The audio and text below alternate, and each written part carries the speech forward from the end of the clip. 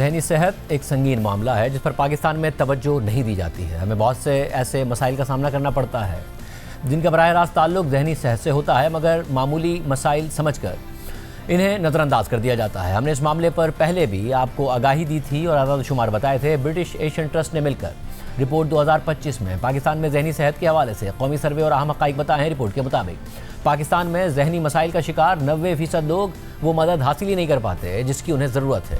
American psychiatric association के मुताबिक हर 10,000 अफराद के लिए एक माहिर नफ्सियात होना चाहिए, जबकि पाकिस्तान में तकरीबन 2,70,000 अफराद के लिए एक माहिर नफ्सियात मौजूद है। ब्रिटिश एशियन ट्रस्ट के मुताबिक पाकिस्तान में सिर्फ 25% लोग ज़हनी सेहत को समझते हैं।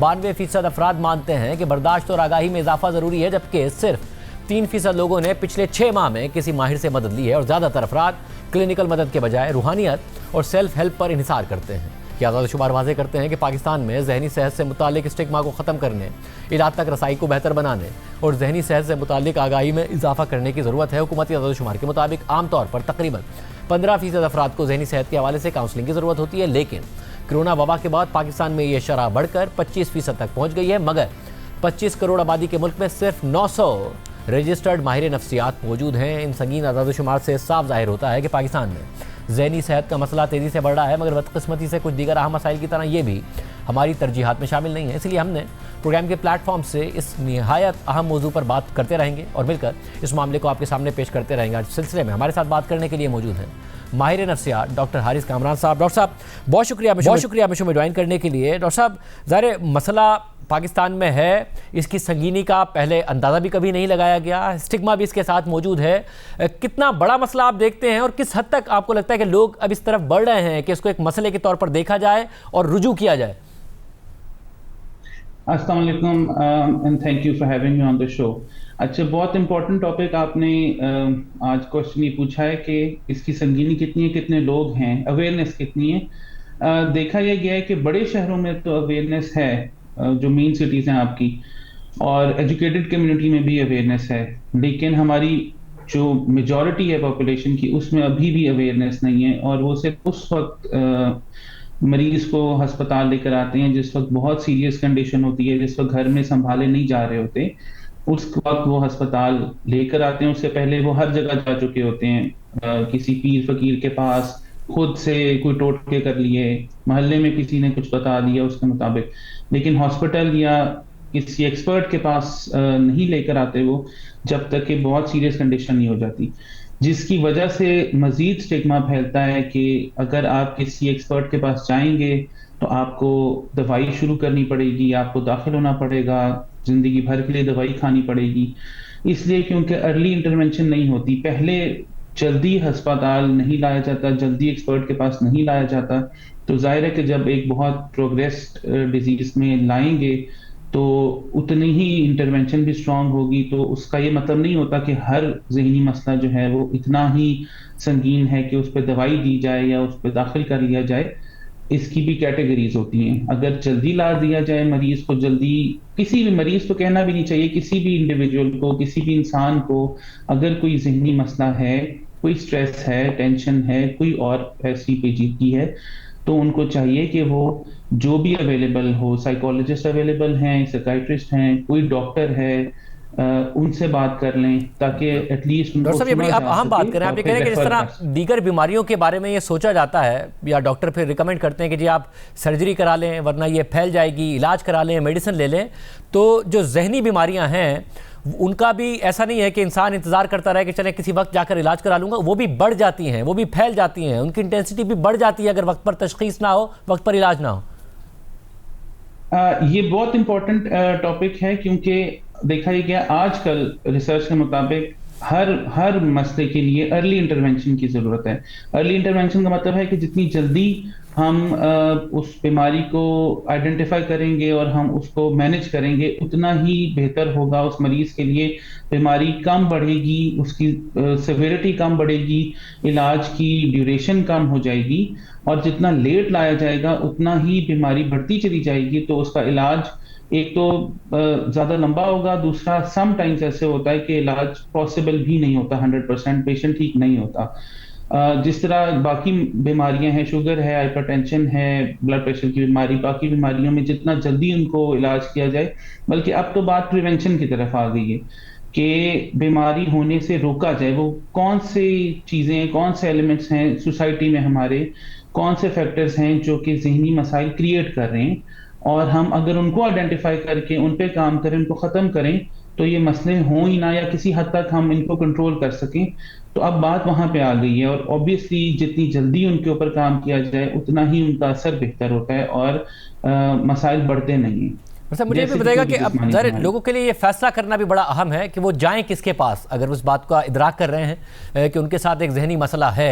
कुछ ज़ाहिर बाकायदा मेडिसिन के साथ इलाज करते हैं, बड़े हॉस्पिटल्स में बैठते हैं, मगर कुछ लोग हैं जो ज़ाहिर काउंसलिंग करते हैं। कोई रेगुलेशन नहीं है, कैसे पता हो किसी को कि वो जिसके पास जा रहा है वो बाकायदा सही डॉक्टर है, मुझे इसी के पास जाना चाहिए, ये मेरी तशखीस भी ठीक करेगा, मेरा इलाज भी ठीक करेगा? देखिए, फैक्ट्स तो आपने अभी बताए हैं। पाकिस्तान में 1000 से कम साइकियाट्रिस्ट हैं रजिस्टर्ड, और पॉपुलेशन के लिहाज से 2.5 लाख, एक मतलब सारे पॉपुलेशन में हम देखते हैं कि यहाँ से हमने मरीज देखने हैं तो एक साइकियाट्रिस्ट के पास कोई 2.5 लाख की फिगर आती है। इसी तरह जो क्लिनिकल साइकोलॉजिस्ट हैं वो भी बहुत कम है। तो सबसे पहले तो ये पता होना चाहिए कि साइकोलॉजिस्ट और साइकियाट्रिस्ट में फर्क क्या है, किसके पास जाना है। साइकोलॉजिस्ट जो हैं वो डॉक्टर्स नहीं होते, वो दवाई नहीं दे सकते, वो बगैर दवाई के जहनी अमराज का इलाज करते हैं। और जो साइकियाट्रिस्ट होते हैं वो डॉक्टर होते हैं, उसके बाद उन्होंने नफ्सियात में स्पेशलाइजेशन की होती है, और वो दवाई के साथ इलाज करते हैं, और वो बगैर दवाई के भी करते हैं, दोनों करते हैं। तो आपने हर बीमारी का इलाज जो है वो दवाई के साथ नहीं होता, और हर का साइकोलॉजिकली नहीं होता। कॉम्बिनेशन हो सकता है और सिविरिटी पे डिपेंड करता है। अमूमन अगर मसला इतना ज्यादा नहीं है तो हम कोशिश करते हैं कि हम बगैर दवाई के इलाज करें, और अगर मसला बहुत बढ़ गया है तो फिर हम दवाई का साइकोलॉजिकल ट्रीटमेंट विद मेडिसिन का कॉम्बिनेशन देते हैं। इसलिए नहीं क्योंकि दवाइयाँ गलत हैं या उनके असरात, उनके साइड इफेक्ट ज्यादा हैं, इसलिए क्योंकि दवाई जो है वो लंबे अरसे के लिए खानी पड़ती है, तो मरीज अमूमन बीच में छोड़ देते हैं। हम कोशिश करते हैं कि हम साइकोलॉजिकल इंटरवेंशन और दवाइयों का कॉम्बिनेशन दें। अब ये कैसे पता चले कि किसके पास जाना है? मेरे नज़र में आप किसी के पास भी चले जाएं, as long as you are seeking help.